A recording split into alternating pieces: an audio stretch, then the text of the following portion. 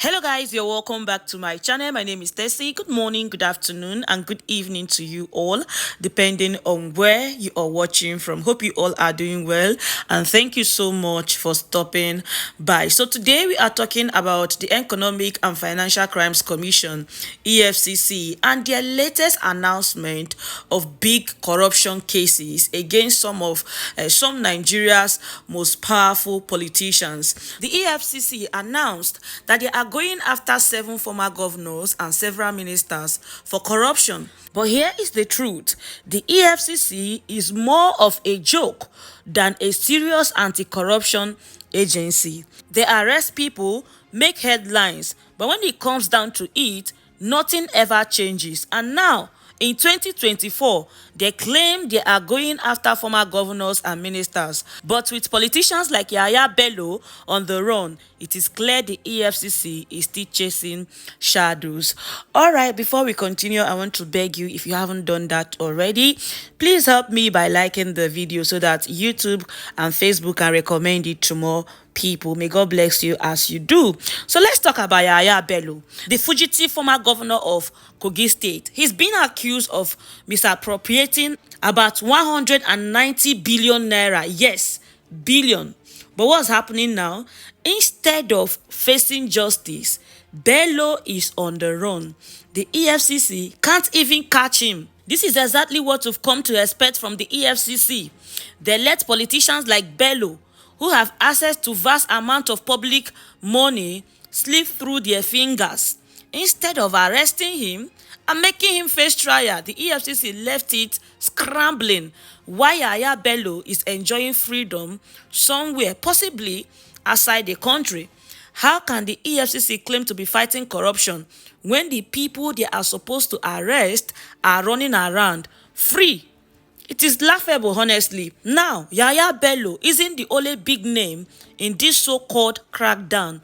The EFCC is also prosecuting Darius Ishaku, the former governor of Taraba State. He is facing charges for diverting 27 billion. That's a lot of money. But let's be real. Do we expect anything to come out of this? Then there is Willie Obiano, the former governor of Anambra State, accused of misappropriating billions of naira. These are serious accusations, but if the EFCC history tells us anything, it is that this case will probably just fade away. They arrest these politicians, parade them around for a while, and then quickly drop the cases. And how many times have we seen this happen? Too many to count. Let's not kid ourselves. This isn't the first time the EFCC has gone after big names in Nigeria politics, and it won't be the last. But where are the results? Every time they start a big case, they drag it out for years, and in the end, nothing. How many high-profile politicians have been truly held accountable? How many of them have gone to prison or returned the stolen funds? None. Even if they tell you they return, have you seen the money with your true eyes, or have you heard of any meaningful thing they do with this money? The truth is that the EFCC has a long record of failure. Every few years, they announce this high-profile prosecution, make a lot of noise, and then let the whole thing die down. And one of the biggest reasons for the EFCC failure is that the EFCC themselves are fantastically corrupt. Yes, these people are corrupt. Just look at what we are hearing recently. There again, we have political interference. The truth is, Nigerian politicians feel in fact, they are powerful. They are too powerful. Imagine when you want to arrest someone because of the person's connection, just one call. Before you know, politicians will step in and suddenly the case will go down. There you will hear my godfather, my godmother, my this, my that, and at the end of the day, nothing good will come out. We see this thing all the time. A corrupt official get arrested and their political godfathers make some calls. EFCC collect bribe and they gradually apply pressure, and before you know it, the case disappears. And let's not forget the political motivations behind some of these cases. The EFCC sometimes only goes after politicians when it is convenient for the people in power.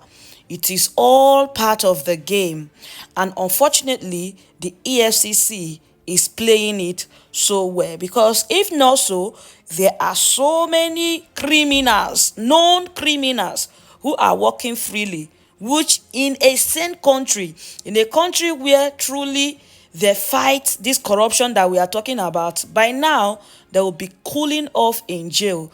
But as matter of fact, like we have come to discover recently, in Nigeria now, there is nothing like prison for the rich and the influential. So this EFCC latest round of prosecutions, including the figures like Yahaya Bello and Darius Ishako, might make headline, but it won't change anything.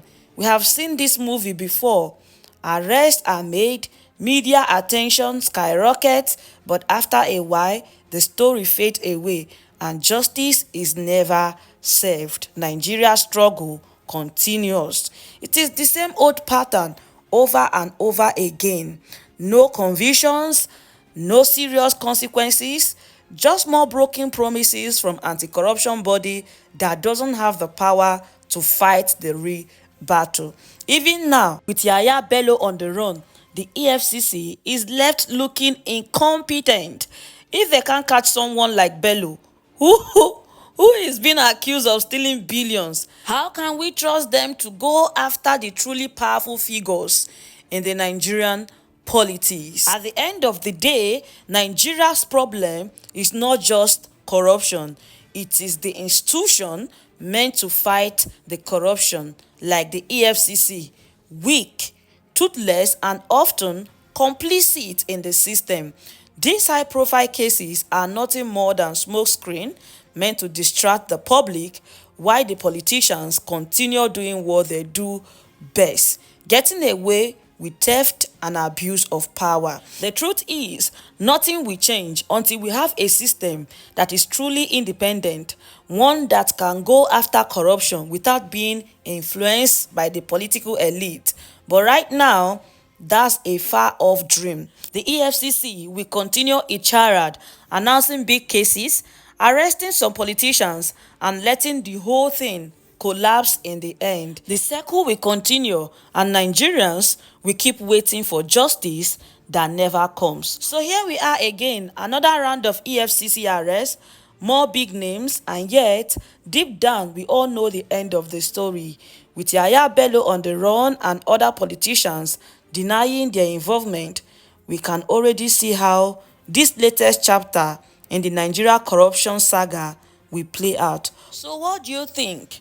Do you think that anything good will come out of this, or just like me, you think that the EFCC is trying to waste the precious time of the Nigerian people?